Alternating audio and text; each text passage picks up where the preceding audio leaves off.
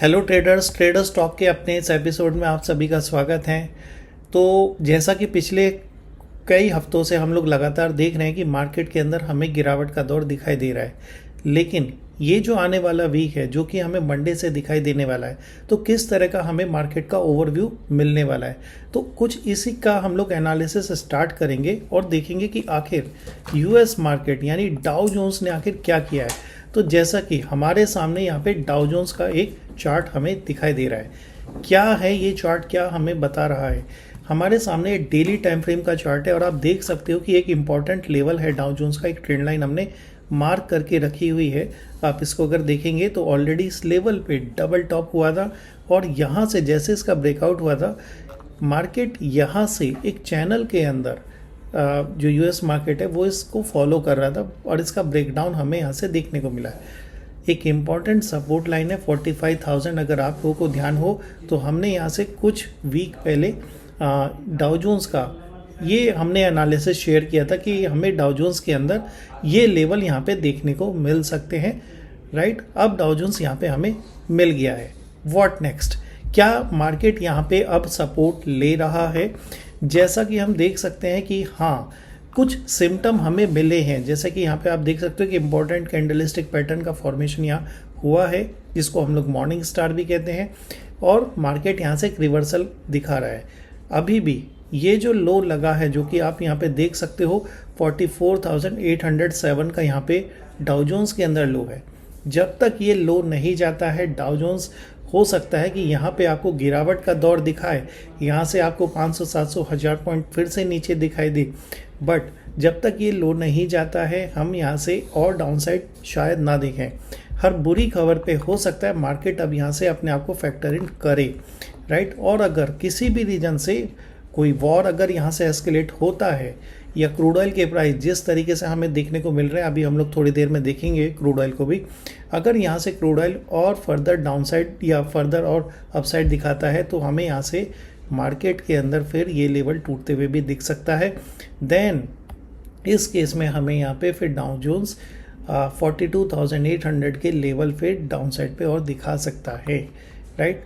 तो Dow Jones एक critical level पे है, जस्ट कीप ऑन वॉच। ये लो यहाँ से इतनी आसानी से नहीं टूटना चाहिए और अगर वॉर एस्केलेट होता है तो ये लेवल भी फिर नहीं बचेगा। बट फिलहाल सिम्टम हमें मिल रहे हैं कि शायद ये लेवल्स बच जाए।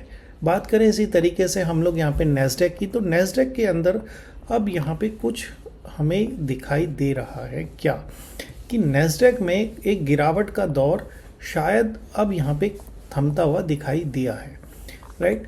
क्या एक फाइनल लेग यहाँ पे फिर से आ सकता है? बिल्कुल आ सकता है, लेकिन ऑलरेडी अगर हम लोग देखें यहाँ पे नेस्डेक जो कि डाउ जोन्स से गिरने से काफ़ी ज़्यादा यहाँ पे अफेक्टेड हुआ है, यानी डाउ जोन्स के अंदर की जो गिरावट है और नेस्डेक के अंदर की जो गिरावट है, अगर हम लोग यहाँ पे देखें तो नेस्डेक के अंदर अभी तक हम लोगों को टॉप से जो गिरावट देखने को मिली है दैट इज़ अराउंड 13 to 14%, 14% के अराउंड यहाँ पे गिरावट हमें देखने को मिली है। और ये जो पिछले 2 या 3 दिनों से हमें यहाँ पे नेस्डेक के अंदर जो बुलिशनेस दिखाई दे रही है, ये शॉर्ट कवरिंग यहाँ से हमें दिख रही है। इम्पॉर्टेंट एक रेजिस्टेंस का लेवल है जहाँ पे प्राइस अभी अटका हुआ है, यानी पिछले 2 दिनों से प्राइस इसी लेवल पे आके रेजिस्टेंस ले रहा है। इसका अगर ब्रेकआउट होता है, ब्रेकआउट अगर होता है तो हमें यहाँ से फिर ये जो यहाँ पे लो लगा है ये लो कंफर्म होते हुए दिखाई दे सकता है। फिलहाल जब तक ये इस लो के अंदर है फिर से हमें मंडे के दिन एक गैप डाउन या डाउनसाइड दिखाई दे सकता है। तो अपने आईटी सेक्टर पे भी हम लोग यहाँ पे अब चलेंगे कि आखिर अपना मार्केट यानी निफ्टी 50 क्या कह रहा है। निफ्टी 50 के अंदर हमें मंडे के दिन में काफ़ी बढ़िया रिवर्सल देखने को मिला, जो कि गैप डाउन होने के बाद में मार्केट ने एक नया लो भी लगाया और वहाँ से एक शानदार रिवर्सल भी हमें यहाँ से देखने को मिला। What next? अब मार्केट यहाँ से हमें क्या इंडिकेट कर रहा है? देखिए 22,000 का लेवल एक इम्पॉर्टेंट सपोर्ट लेवल यहाँ पे बना हुआ है, राइट। 22,000 अगर हम लोग ऑप्शन चेन के डेटा को भी देखें तो आप क्लियरली यहाँ पे देख सकते हो कि जो भी 22,000 के लेवल है, 22,200 है, चाहे 300 है, 400 है, सभी में आप देख सकते हो कि अच्छी खासी पुट राइटिंग दिख रही है। But overall call writing and put writing का जो डिफरेंस है वो यही बता रहा है कि कॉल राइटर्स ज़्यादा हैं और कॉल राइटर्स यहाँ पे अभी भी डोमिनेट करेंगे, राइट। तो कोई भी राइजिंग, इससे पहले भी जैसे हमने यहाँ पे एक फिनोमेना देखा है कि प्राइस जब जब यहाँ से ऊपर जाता है हमें यहाँ से एक सेलिंग प्रेशर दिखाई देता है, तो मंडे के दिन भी ऐसा ही कुछ होगा। इस लेवल को हम लोग यहाँ पे ध्यान में रखेंगे कि 22,000 एक इम्पॉर्टेंट सपोर्ट लेवल है, राइट। इसके नीचे जाता है तो डाउनफॉल और आएगा, बट मार्केट हो सकता है कि अब यहाँ से ज़्यादा गिरावट हमें शायद ना दिखाए, राइट। फिर वही कंडीशन है कि क्या वॉर अब यहाँ से नेक्स्ट फेज में और शार्प और इंटेंसिफाई होता है। अगर ऐसा कुछ होता है तो फिर भैया कोई लेवल नहीं बचेगा, मार्केट यहाँ से और डाउनसाइड के लेवल दिखाएगा। सेम ऐसे ही चाहे आप बैंक निफ्टी को देखो, काफ़ी बड़ी गिरावट हमें ऑलरेडी बैंक निफ्टी में देखने को मिली है, और डाउनसाइड पे सपोर्ट लेवल के पास में अब यहाँ पे हमें एक इवनिंग स्टार के फॉर्मेशन दिखाई दिया है।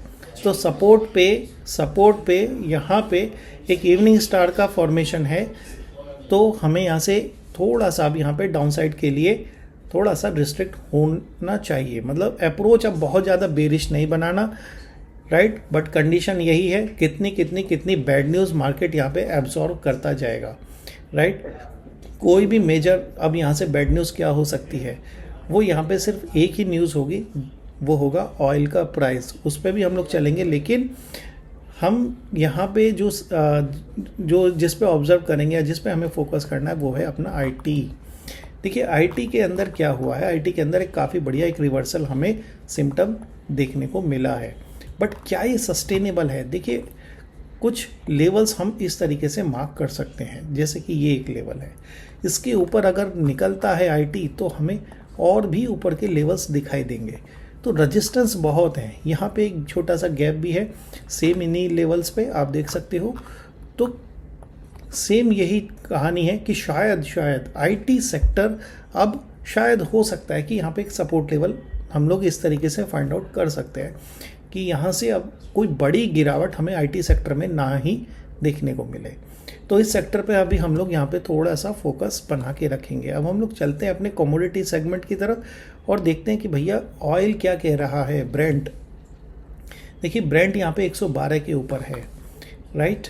और ब्रेंट का ये जो प्राइस है ये हमें बता रहा है कि यहाँ से जो ऑयल के प्राइस हैं वो अब यहाँ से 120 और 125 डॉलर की तरफ बढ़ रहे हैं, राइट। आप यहाँ पे देखेंगे तो कंटिन्यूस यहाँ पे हायर हाई की फॉर्मेशन बन रही है, राइट।